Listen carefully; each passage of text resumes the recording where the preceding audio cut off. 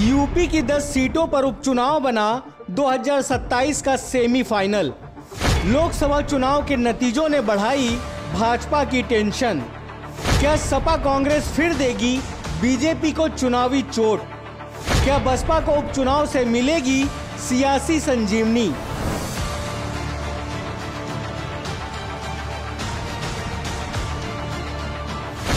उत्तर प्रदेश की 10 विधानसभा सीटों पर उपचुनाव होने वाले हैं। इसे लेकर सियासी हलचल तेज हो गई है। सभी दल तैयारियों में जुट गए हैं।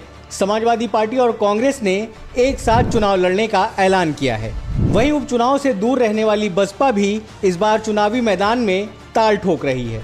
लंबे समय बाद यह देखने को मिल रहा है कि किसी उपचुनाव को सत्ता के सेमीफाइनल के तौर पर देखा जा रहा है। जिन सीटों पर वोटिंग होने जा रही है उनमें 9 सीटें विधायकों के सांसद चुने जाने के कारण रिक्त हुई हैं। वहीं कानपुर की सीसामऊ सीट सपा नेता इरफान सोलंकी को एक मामले में 6 साल जेल की सजा होने के बाद उनकी विधायकी रद्द होने के कारण खाली हुई है। जिन सीटों पर उपचुनाव होना है उनमें अलीगढ़ जिले की खैर, अयोध्या की मिल्कीपुर, अंबेडकर नगर की कटहरी, मुजफ्फरनगर की मीरापुर, कानपुर की सीसामऊ, प्रयागराज की फूलपुर, गाजियाबाद की गाजियाबाद सीट, मिर्जापुर की मंझवा, मुरादाबाद की कुंदरकी और मैनपुरी की करहल सीट शामिल है। पिछले चुनाव में सपा ने करहल, मिल्कीपुर, कटहरी, कुंदरकी और सीसामऊ सीट पर जीत का परचम फहराया था, जबकि बीजेपी का गाजियाबाद, खैर, फूलपुर पर कब्जा है। वहीं मंझवा सीट पर निषाद पार्टी और मीरापुर सीट रालोद ने जीती थी।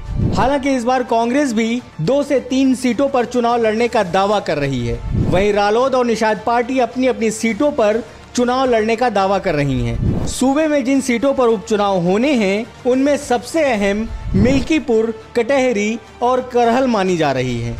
लोकसभा के चुनाव में भारतीय जनता पार्टी को अपेक्षित सफलता नहीं मिल पाई थी, लेकिन ये उपचुनाव एक अवसर होंगे जिसमें भारतीय जनता पार्टी सभी सीटों पर विजय पताका लहरा करके ये हार की जो कसर रह गई थी उसको हम पूरा करने का काम करेंगे।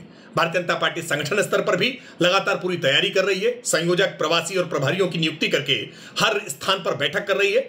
मुख्यमंत्री जी ने स्वयं मोर्चा संभाल रखा है। उप मुख्यमंत्री द्वय और मंत्रिमंडल का पूरा समूह इस बड़े चुनावों की तैयारियों में लगा हुआ है।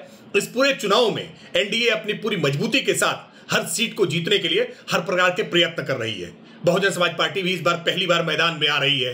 अभी पहली बैठक की है। समाजवादी पार्टी तो अभी तक कोई बैठक ही नहीं कर पाई। वो अभी अपने बलात्कारी नेताओं के पक्ष में केवल बयान देने में व्यस्त है। भारतीय जनता पार्टी के साथ जनता थी, जनता है और जनता रहेगी। जो अति आत्मविश्वास के कारण लोकसभा के चुनाव में हमें सफलता नहीं मिल पाई थी, इन विधानसभा के उपचुनाव में भारतीय जनता पार्टी विजय की गाथा लिखेगी। अयोध्या की मिल्कीपुर सीट समाजवादी पार्टी के नेता अवधेश प्रसाद के सांसद बनने के चलते खाली हुई है। बीजेपी के लल्लू सिंह को हराकर वे फैजाबाद से सांसद बन गए हैं। उपचुनाव के ऐलान के काफी समय पहले से ही बीजेपी ने मिल्कीपुर सीट को अपनी नाक का सवाल बना लिया है। इस सीट को लेकर सीएम योगी अब तक 2 बैठकें और 1 जनसभा कर चुके हैं। सीएम योगी उपचुनाव में मिल्कीपुर सीट जीतकर फैजाबाद की हार का बदला लेना चाहते हैं। वहीं दूसरी तरफ समाजवादी पार्टी भी इस सीट को अपने हाथ से जाने नहीं देना चाह रही है। सपा यहां से अवधेश प्रसाद के बेटे अजीत को मैदान में उतार सकती है। अंबेडकर नगर की कटहरी सीट समाजवादी पार्टी के नेता लालजी वर्मा के सांसद बनने की वजह से खाली हुई है। वर्मा बीजेपी के रितेश पांडे को हराकर अंबेडकर नगर से सांसद बने हैं। समाजवादी पार्टी इस सीट से लालजी वर्मा की बेटी छाया वर्मा को चुनावी मैदान में उतार सकती है। मैनपुरी की करहल सीट समाजवादी पार्टी के राष्ट्रीय अध्यक्ष अखिलेश यादव के सांसद बनने की वजह से खाली हुई है। सपा मुखिया बीजेपी के सुब्रत पाठक को हराकर कन्नौज से सांसद बने हैं। समाजवादी पार्टी इस सीट से तेज प्रताप यादव को चुनावी मैदान में उतार सकती है। निश्चित तौर पे समाजवादी पार्टी में पीडीए का नामकरण तो अभी हुआ है, लेकिन अगर आप समाजवादी पार्टी की मूल धारा देखें तो वो पिछड़ा दलित अल्पसंख्यकों पर आधारित रही है। नेताजी के समय देखिए आप, बेनी प्रसाद वर्मा जी थे, धनी राम वर्मा जी थे, बरकू राम वर्मा जी थे। दलितों में आपके पास रामजी लाल सुमन थे, आपके पास शैलेन जी थे, राज्यसभा सांसद थे और मंत्री भी थे। उसके बाद अवधेश पासी जी है ही हैं। इसके बाद आप तूफानी सरोज जी को देख लीजिए और आज समय के समय इंद्रजीत सरोज जी हैं। आप अल्पसंख्यकों में देख लीजिए, आप वकार साहब हम लोगों के पास रहा करते थे, अब दिवंगत हो गए हैं, आजम खान साहब। ऐसे सरीखे नेता समाजवादी पार्टी में हर समय रहे हैं और मुझे लगता है कि ये एक अटूट कॉम्बिनेशन है। समाजवादी पार्टी इन्हीं चीजों को लेके आगे बढ़ेगी। कहीं ना कहीं इस देश की 90% आबादी को ये रिप्रेजेंट करते हैं और समाजवादी पार्टी उनके हक और हुकूक की लड़ाई बिल्कुल लड़ती रहेगी। मुरादाबाद की कुंदरकी सीट विधायक जियाउर रहमान बर्ग के सांसद बनने की वजह से खाली हुई है। वे बीजेपी के परमेश्वर लाल सैनी को हराकर सांसद बने हैं। इस सीट से सपा किसी मुस्लिम चेहरे पर दांव लगा सकती है। यहां से पूर्व सांसद एसटी हसन भी दावेदारी पेश कर रहे हैं। कानपुर की सीसा मऊ अकेली सीट है जहां पर मौजूदा विधायक की अयोग्यता की वजह से उपचुनाव होगा। तत्कालीन समाजवादी पार्टी के विधायक इरफान सोलंकी को सजा सुनाए जाने के बाद यह सीट खाली हुई है। ऐसा कहा जा रहा है कि समाजवादी पार्टी इरफान सोलंकी की पत्नी को टिकट देगी। गाजियाबाद सीट बीजेपी विधायक अतुल गर्ग के सांसद बनने के चलते खाली हुई है। गर्ग इंडिया गठबंधन की प्रत्याशी कांग्रेस नेता डॉली शर्मा को हराकर गाजियाबाद से सांसद बने हैं। बीजेपी की तरफ से इस सीट से कई नाम चल रहे हैं। वहीं सपा और कांग्रेस यहां से संयुक्त प्रत्याशी के नाम का ऐलान करेगी। प्रयागराज की फूलपुर सीट बीजेपी विधायक प्रवीण पटेल के सांसद बनने की वजह से खाली हुई है। पटेल इंडिया गठबंधन के प्रत्याशी अमरनाथ सिंह मौर्य को हराकर सांसद बने हैं। इस सीट से कांग्रेस और समाजवादी पार्टी दोनों ही अपने प्रत्याशी उतारने का दावा कर रहे हैं। उत्तर प्रदेश में आम चुनाव में भारतीय जनता पार्टी के जो आम सम्मानित मतदाता ने दुर्गति की है, वो आने वाले उपचुनाव में भी जारी रहेगी। इंडिया गठबंधन पूरी चट्टानी एकता के साथ 10 की 10 सीटों पर चुनाव लड़ेगा। सिंबल कोई किसी का भी हो, किसी सीट पर कोई भी सिंबल हो, इंडिया गठबंधन 10 की 10 सीटें जीतेगा और अपना मत प्रतिशत भी बढ़ाएगा। भारतीय जनता पार्टी की सरकार न तो रोजगार देने में सफल है, न महंगाई रोकने में सफल है, न ही अन्य किसी समस्या को करने में सफल है, सिर्फ और सिर्फ हिंदू मुसलमान करने में सफल है, जिसका करारा प्रतिकार है। मुजफ्फरनगर की मीरापुर सीट आरएलडी विधायक चंदन चौहान के सांसद बनने की वजह से खाली हुई है।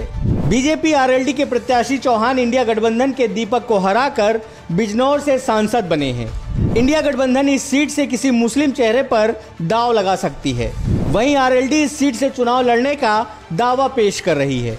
अलीगढ़ की खैर सीट बीजेपी विधायक और योगी सरकार में मंत्री अनूप प्रधान वाल्मीकि के सांसद बनने की वजह से खाली हुई है। अनूप इंडिया गठबंधन के प्रत्याशी सपा नेता जसवीर वाल्मीकि को हराकर सांसद बने हैं। यहां बीजेपी की तरफ से पूर्व सांसद राजवीर दिलेर के बेटे सुरेंद्र दिलेर का नाम सबसे आगे चल रहा है। मिर्जापुर की मंझवा सीट निषाद पार्टी के विधायक डॉक्टर विनोद कुमार बिंद के सांसद बनने की वजह से खाली हुई है। एनडीए की तरफ से उम्मीदवार बिंद इंडिया गठबंधन प्रत्याशी और तृणमूल कांग्रेस नेता ललितेश पति त्रिपाठी को हराकर सांसद बने हैं। इस सीट से समाजवादी पार्टी लोकसभा प्रत्याशी रहे रमेश चंद्र बिंद को चुनावी मैदान में उतार सकती है। भाजपा सरकार और संगठन ने अपनी पूरी ताकत झोंक रखी है। 30 मंत्रियों की फौज 10 सीटों पर लगी है।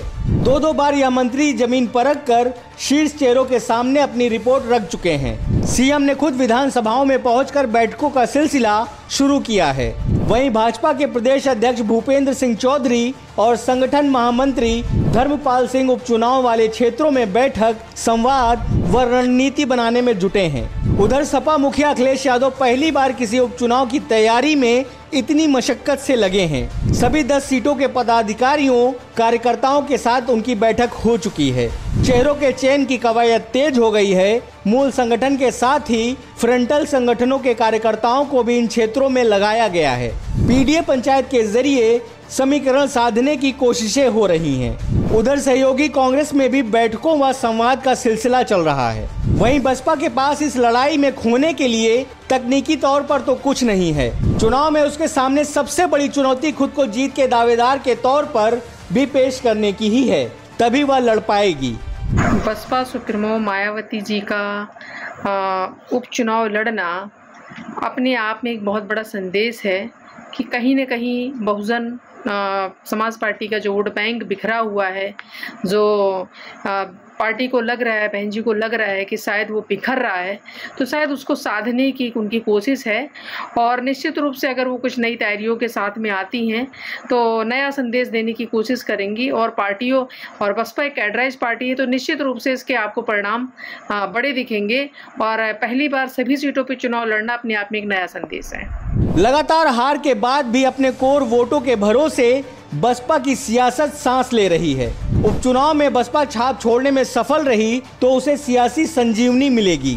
प्रदर्शन बदतर रहा तो उसे वोट कटवा व बी टीम के टैग से जूझना होगा।